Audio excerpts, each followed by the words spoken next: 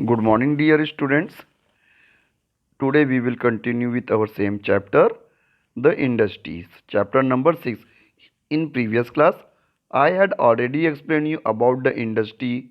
What is industry? Industry is the place where the raw material converted into the finished goods and after that they sent to the market for selling. ठीक है, मैंने industry के बारे में बताया था। Industry वो जगह होती है जहाँ पे रॉ मटेरियल को एक फिनिश्ड गुड्स का रूप दिया जाता है और फिर उसे मार्केट में बेचने के लिए लाया जाता है। तो उसमें मैंने आपको बताया था agro based industry, mineral based industries, ठीक है। और साथ ही फिर मैंने आपको according to their size cottage industry, small scale industry, large scale industries के बारे में एक्सप्लेन किया था। अब आगे हम पढ़ेंगे according to the ownership. Ownership के अनुसार इंडस्ट्री का division. Okay okay dear student, industry are classified on the basis of ownership.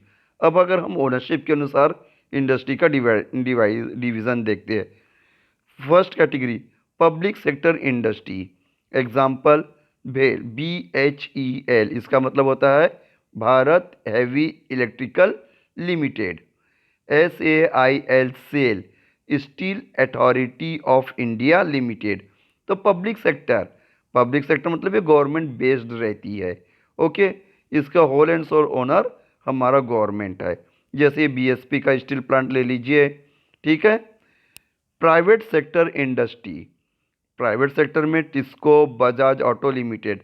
Private sector जिसका होल एंड सोल ओनर होता है प्राइवेट, ठीक है। जैसे हम स्कूल को भी कैटेगराइज करते हैं, प्राइवेट स्कूल, गवर्नमेंट स्कूल जो गवर्नमेंट के द्वारा ऑपरेट की जाती है, प्राइवेट स्कूल जो प्राइवेट मैनेजमेंट के द्वारा ऑपरेट की जाती है, ठीक है।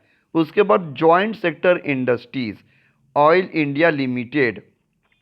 जॉइंट, इसमें जॉइंट से समझिए, इसमें कुछ शेयर्स गवर्नमेंट के रहते हैं और कुछ शेयर्स प्राइवेट सेक्टर के मालिक के रहते हैं। मतलब कि अगर कोई इंडस्ट्री है जैसे ऑयल इंडिया लिमिटेड है, तो उसमें मान के चलिए 40% प्राइवेट सेक्टर से आया है और 60% गवर्नमेंट ने उसमें इन्वेस्ट किया है।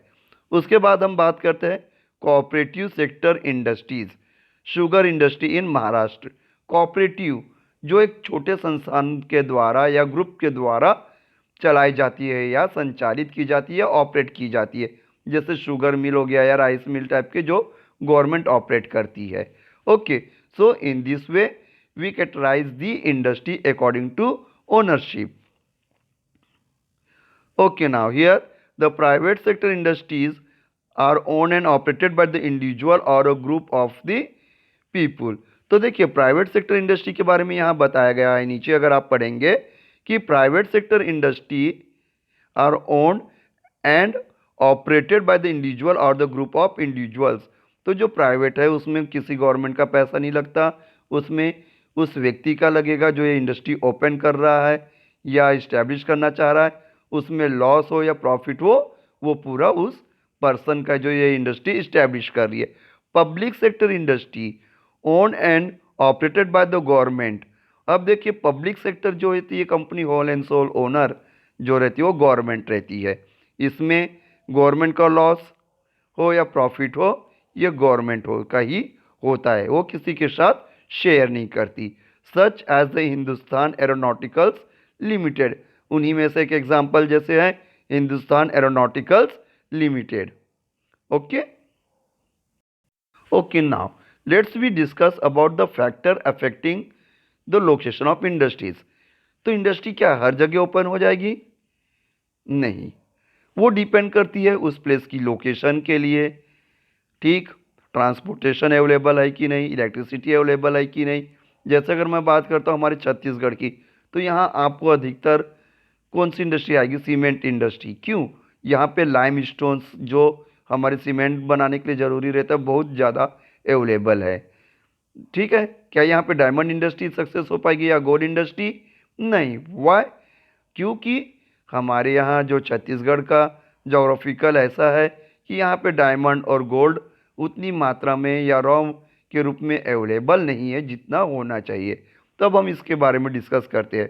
Availability of the raw material, water, labour, power, capital, transports and machine. Industries are usually located at a area where these are easily available.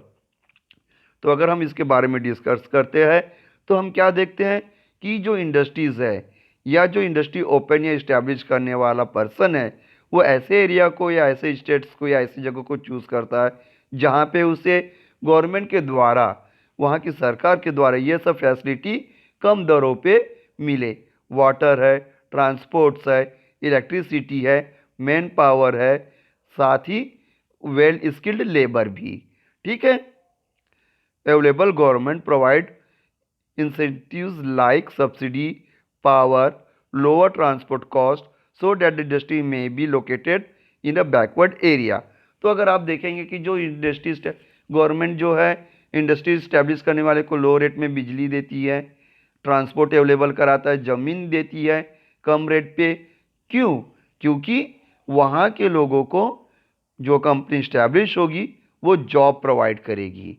ठीक है। जैसे हमारे यहाँ के जगदलपुर का एरिया, वहाँ पे अगर कोई इंडस्ट्री इस्टेब्लिश करना चाहेगी तो गवर्नमेंट वहाँ पे उसे कम रेट पे लैंड अवेलेबल कराएगी, वाटर अवेलेबल कराएगी, ट्रांसपोर्टेशन अवेलेबल कराएगी। क्यों? क्योंकि वहाँ पे गवर्नमेंट का एडवर्टाइजिंग होगा कि हाँ हमने इस प्लांट को या यहाँ पे सेटअप करने में बहुत मेहनत की है, लोगों को जॉब दिलवाया है, इस प्रकार से। ठीक है। तो जो भी इंडस्ट्री इस्टेब्लिश करने वाला जो पर्सन है वो इन सब चीज़ों को ध्यान में रखकर ही इंडस्ट्री इस्टेब्लिश करने के बारे में सोचता है। अब हम बात करते हैं industry system consist of the input, process and output. तो देखिए जो इंडस्ट्रियल सिस्टम है हमारा वो कंसिस्ट ऑफ है इनपुट एंड आउटपुट के ऊपर। इनपुट आप कितना लगा रहे हैं और आउटपुट आपको कितना मिल रहा है। ठीक है। Input are the raw material, labour and the cost of the land transport. ठीक है। तो अब देखिए इनपुट में क्या क्या आ रहा है, हम इनपुट में उस इंडस्ट्री को क्या दे रहे हैं। इनपुट में हम रॉ मटेरियल दे रहे हैं, कच्चा माल सामान दे रहे हैं, लेबर दे रहे हैं, स्किल्ड लेबर हम अवेलेबल करा रहे हैं, and the cost of land, साथ ही उस ज़मीन जहाँ पे हमारी ये इंडस्ट्री इस्टेब्लिश हुई है भाई वो फ्री की तो है नहीं, हमने उसके लिए पे किया है पैसा, तो वो भी इंक्लूड होगा। ट्रांसपोर्ट, ट्रांसपोर्ट किस भी हम अवेलेबल करा रहे, किस प्रकार का ट्रांसपोर्ट है वो बाद में पता चलता है। ठीक है। रेलवे ट्रांसपोर्ट है या फिर हमारे बाय ट्रक है या बाय रोड ट्रांसपोर्ट है। पावर, हम इलेक्ट्रिसिटी आ रही गवर्नमेंट में, ठीक है कि गवर्नमेंट ने हमको लो रेट पे इलेक्ट्रिसिटी सप्लाई कर रही है पर उसका बिल तो हमको पे करना ही है।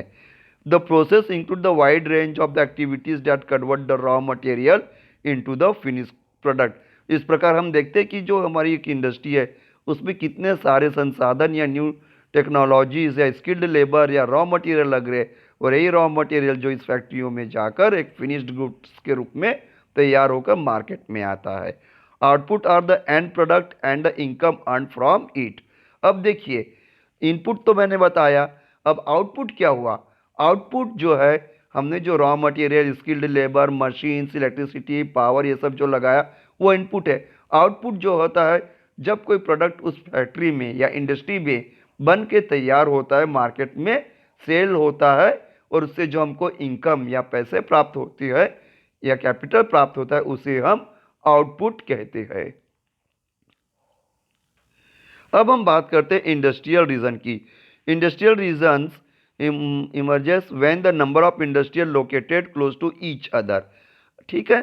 अब देखिए इंडस्ट्रियल रीजन क्या है। इंडस्ट्रियल रीजन कभी कभार कोई स्टेट्स या कोई प्लेस ऐसी फेवरेबल रहती है कि उसके आसपास बहुत सी इंडस्ट्रीज ओपन हो जाती है, इस्टेब्लिश्ड हो जाती है, उसी को हम कहते हैं industrial reason. And share the benefits of their closeness. ठीक है। और साथ में भाई एक दूसरे के आसपास है तो कोई हो सकता है कोई आयरन और स्पंज फैक्ट्री है या स्टील फैक्ट्री है तो उसके पास में रॉ मटेरियल सप्लाई करने वाली कोई फैक्ट्री या इंडस्ट्री सेटअप हो जाएगी। इसमें दोनों का फ़ायदा है। क्या होगा कि जो रॉ मटेरियल वाली इंडस्ट्री है वो अपने रॉ मटेरियल को सोल्ड करेगी किसको, आयरन और स्टील बनाने वाले फैक्ट्री को। रॉ मटेरियल क्या हुआ, आयरन और स्टील का आयरन ओर, क्योंकि जो रॉ मटेरियल है वो हमारा आयरन ओर है।